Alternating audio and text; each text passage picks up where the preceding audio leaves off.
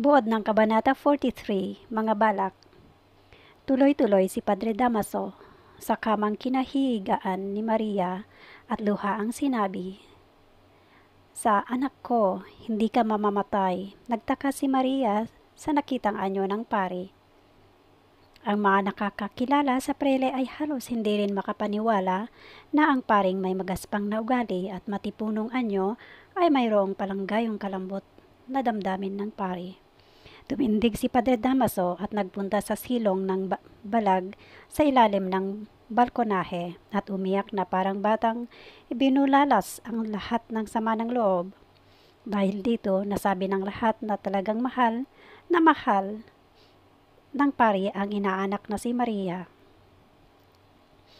Nang kumalma na ang damdamin ng pari, pinakilala ni Doña Victorina si Linares. Sinabi ni Linares na siya ang inaanak ng bayaw ni Damaso na si Carlicos. Ibinigay ni Linares ang sulat sa pari na binasa naman niya. Lumitaw na si Linares ay nangangailangan ng trabaho at mapapangasawa. Ayon kay Damaso, madali niyang maihanap ng trabaho ang binata sapagkat ito ay tinanggap na abogado sa Universidad Central. Tungkol naman sa pag-aasawa, sinabi ni Damaso na kakausapin nila si Tiago. Naiwan si Padre Salvi na malungkot at nagmumuni-muni. Nagitla na lamang siya ng batiin ni Lucas na hinihingi umano ng payo tungkol sa pagkamatay ng kanyang kapatid. Nagdrama ng husto si Lucas. Pilit na nagpapatulo siya ng luha nang isalaysay niya ang pagkakikita niya kay Ibarra at binigyan lamang ng 500 pesos para sa pagkamatay ng kanyang kapatid. Nagalit ang pari sa kadramahan ni Lucas kaya pinagtabuyan niya ito at pasalamat siya at hindi siya pinabilanggo ni Ibarra. Umalis na bumulong-bulong si Lucas.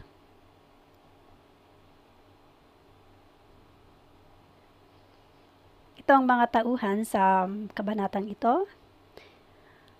Ang mga tauhan ay sina Maria Clara, Don Tiburcio at Padre Damaso. Makikita sa kabanatang ito na malambot din ang puso ni Padre Damaso kay Maria Clara. Sa kabanatang ito, dinalaw ni Padre Damaso si Maria Clara upang mapag-usapan ang kasal nila ni Linares.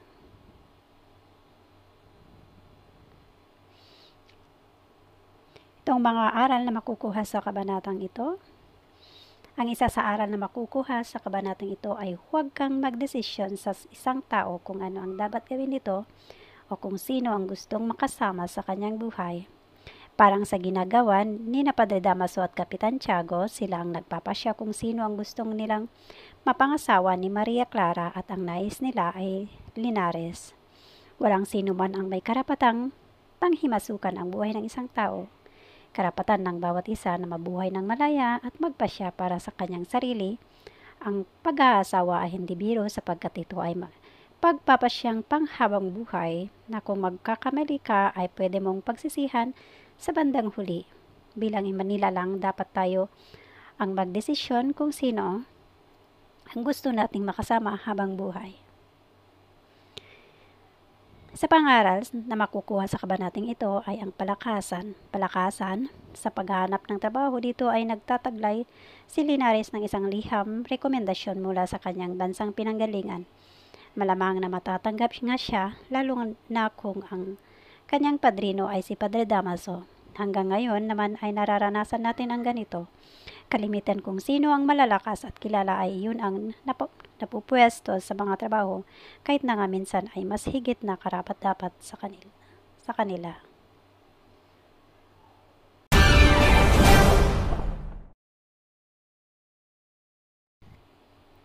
Buod ng Kabanata 44, Pagsusuri ng Budhi.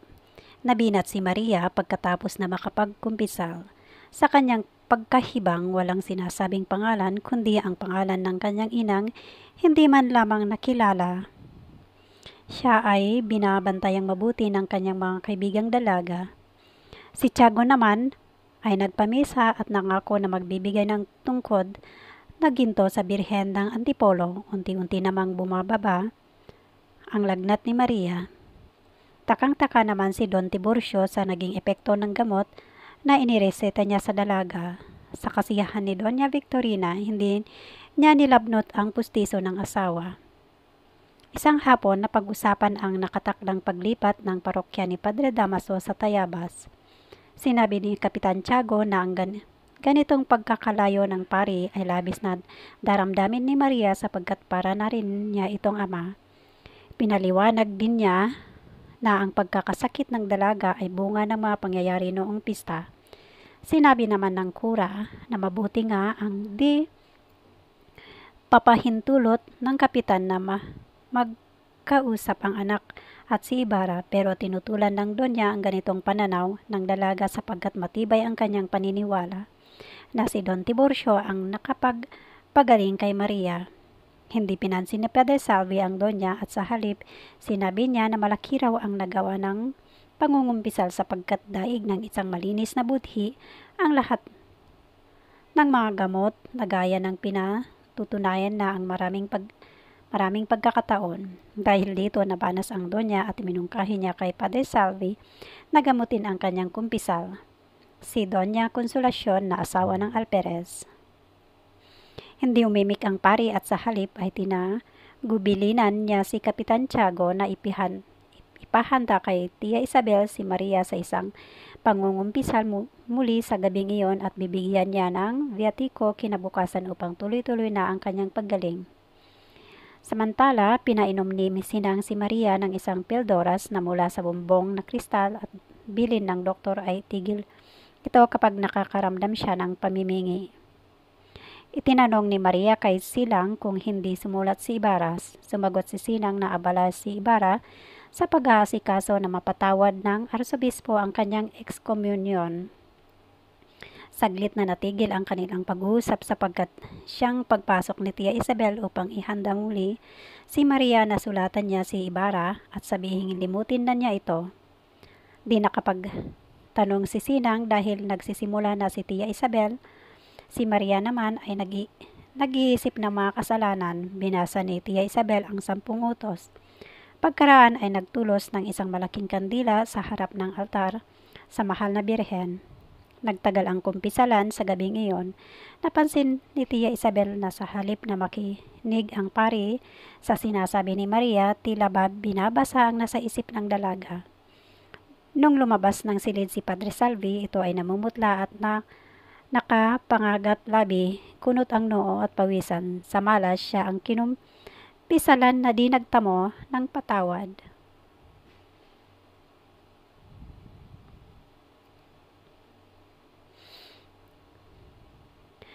Ito ang mga paggunita sa kasalanan, halagang pangkatauhan, magtika at magsisi sa kasalanang ginawa. Panimula, ang kumilala at tumanggap sa pagkakamiling nagawa ay hindi karuwagan. Hindi lahat ng tao ay umaamin sa kanilang pagkakamali. Nagkakaila sila sa kasalanang kanilang ginawa sa takot na masisi, masumbatan, at paratangan ng hindi maganda. Sa kabanatang ito, si Maria ay binasahan ni Tia Isabel ng 10 utos ng Diyos upang ihanda sa pangumpisal kay Padre Salvi at tuloy matulungan ang dalaga na makapagtikas sa mga kasalanang ginawa. Si Padre Salvi ay naniniwala na makabubuti kay Maria Clara ang pangumpisal upang mapadali ang kanyang paggaling. Subalit bakit kaya si Padre Salvi ay lumabas sa silid kumpisalan ni Maria Clara na nangingitim ang labi at pawisang-pawisan? Ito ang aral sa Kabanata 44. Sa mga pangyayari dito sa Kabanata 44, sinasabing ang pagkakasala ay madaling maitutuwid kung talagang nanaisin, matutong magsisi at magtika sa lahat ng kasalanang nagawa at mangakong hindi na muli pang magkakasala. Ang pangungumpisal ay isa sa mga paraan upang humingi ng kapatawaran sa pinagkasalanan at higit sa lahat ay sa Diyos. Kapag ito'y nagawa, gagaan ang kalooban. Noong panahong iyon, ang pinaniniwalaan ng lahat kapag ikaw ay nagkasala, kailangan mong humarap sa Diyos upang ihingi ng tawad ang iyong mga kasalanan.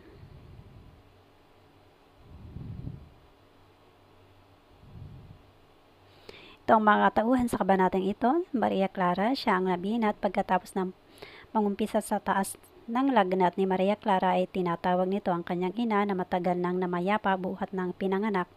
Siya ay tanging si Tia Isabela na ang nag-alaga sa kanya. Siya ang muli na namang pinangungumpisal ni Padre Salvi kahit isang linggo pa lang ang siya. Nang siya mangumpisal, Kapitan Tiago ang nangako sa Birhen ng Antipolo na ihahandog niya dito ang gintong baston, gumaling lamang si Maria Clara. Doña Victorina, ang asawa ni Don Espadanya na naniniwalang ang asawa niya ang nagpapagaling sa sakit ni Maria Clara. Siya ang nagsabi kay Padre Salvi na kung totoo daw na nakapagpapagaling ang pangungumpisal, bakit daw ba hindi kumpisalin ng pari ang asawa ng Alperes? Don Espadana, siya ang peking doktor na asawa ni Doña Victorina. Nang bumaba ang lagnat ni Maria Clara ay manghang-mangha siya sa bisa ng gamot na iniresata niya dito. Sinang at Victoria, silang mga malalapit na kaibigan ni Maria Clara, nagbabantay sa dalaga sa loob ng silid nito. Sila nagpapainom ng gamot at nagpapakain kay Maria Clara. Padre Salvi, ang paring may lihim na pagtingin kay Maria Clara, madalas na napapansing nakatitig ito sa maamong mukha ni Maria Clara. Ang paring nagpakumpisal kay Maria Clara. Linares, ang pinsan ni Doña Victorina na inirereto bilang mapapangasawa ni Maria Clara, siya ang nagsabi kay Padre Salvi na akakalain daw ni Maria Clara na malubha na ito kung pangungumpisalin na naman ang dalaga. Tia Isabel, ang taong nag-alaga kay Maria Clara, buhat ng sanggol pa lamang ito.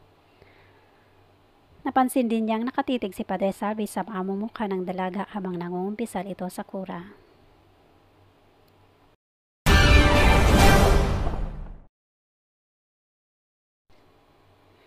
Buod ng Kabanata 45, mga inuusig. Nagpunta sa kagubatan si Elias at hinanap si Kapitan Pablo. Siya ay sinamahan ng isang lalaki na yugib na tila na sa ilalim ng lupa. Nang makita ni Elias ang matandang Pablo, natatalian ng ulo ang isang pigkis na kayong may bahid ng dugo. Kaya't na nagkilala silang dalawa. May 6 na buwan na nang huli silang magkita. Noon, ayon kay matandang Pablo, siya ang naaawa kay Elias. Subalit ngayon, nagkapalit sila ng pwesto. Si Elias ay malakas, samantalang ang matanda ay sugatan at lugami sa hirap ng katawan at kalooban. Mayo 15, araw na naibalita kay Elias ang sinapit ni Kapitan Pablo. Katunayan, pinaghanap siya nito sa kabundukan ng 2 lalawigan at ngayon nga ay kanyang natagpuan. Pinaliwanag ni Elias sa kapitan na nais niya itong isama sa lupain ng mga binyagan upang doon na manirahan ng mapayapa kahit na malayo sa sibilisasyon. Yaman din lamang daw, walang nangyari sa kanyang paghahanap sa angkang nagpahamak sa kanyang pamilya. Binigyan diin ni Elias na magturingan na lamang silang dalawa bilang mag-ama, yayamang pareho na silang nag-iisa sa buhay.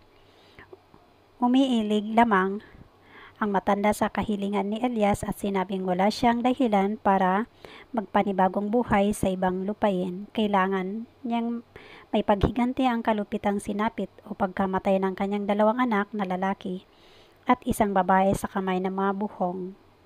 Noon, aniya, siya ay isang duwag ngunit dugo at kamatayan ang sinisigaw ng kanyang budhi dahil sa kaapihang kanyang natamo, karumal-dumal ang sinapit ng kanyang mga anak, kaya ganito na lamang ang kanyang pagpupuyos.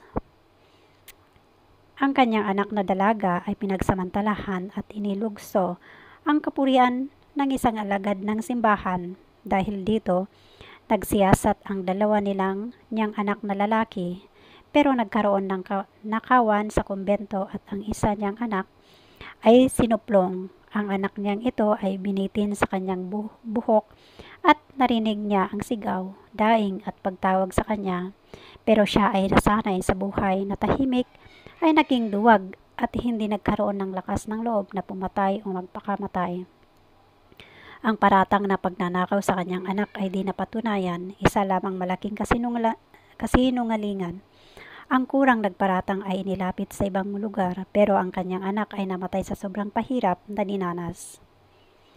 Ang isa naman niyang anak ay hindi duwag at ngambahan na siya ay maghihiganti dahil sa sinapit ng dalawang kapatid, ito ay hinuli ng mga otoridad dahil nakalimutan lamang niyang magdala ng sedula. Ito ay pinahirapan din hanggang sa magpakatiwakal na lamang. Ngayon wala nang nalalabi sa kanya kundi bababa ng bayan upang maghimasik at magkapaghiganti. Hindi naman siya nag-iisa, marami siyang kahanib na kapwa rin pinag-uusig ng otoridad. Ang mga ito ay bumubuo sa kanyang pangkat at pinamumunuan. At sila ay naghihintay lamang ng tamang tiyempo at araw upang lumusob. Naunawaan ni Elias ang panininigan ni Kapitan Pablo. Siya man daw ay tulad nito, nasa pangambang makasugat ng walang kinalaman. Kinalimutan niya ang paghihiganti. Pero para sa kapitan, ang paglimot ay lubang na napakahirap.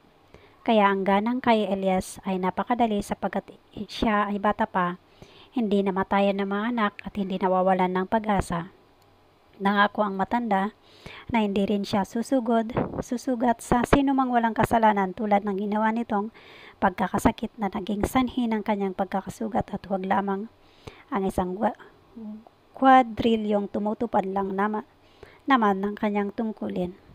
Pinahayag ni Elias kay matandang Pablo na siya ay nagkapalad na makilala at makatulong sa isang binatang mayaman, matapat, may pinag-aralan at nag-iisang anak na isang taong marangal na hinamak din ng isang pari, maraming kaibigan sa Madrid, kabilang na ang Kapitan General. Bilang pagbibigay diit, tiniyak ni Elias sa matanda na makakatulong daw ang binatang ito sa kanyang pagnasang maipaabot sa general ang mga hinaing ng bayan. Tumango ang matanda dahil dito, pinangako ni Elias na malalaman ni Kapitan Pablo ang magiging resulta ng kanyang lakad o pakikipag-usap sa Minata si Ibarra sa loob ng 4 na araw.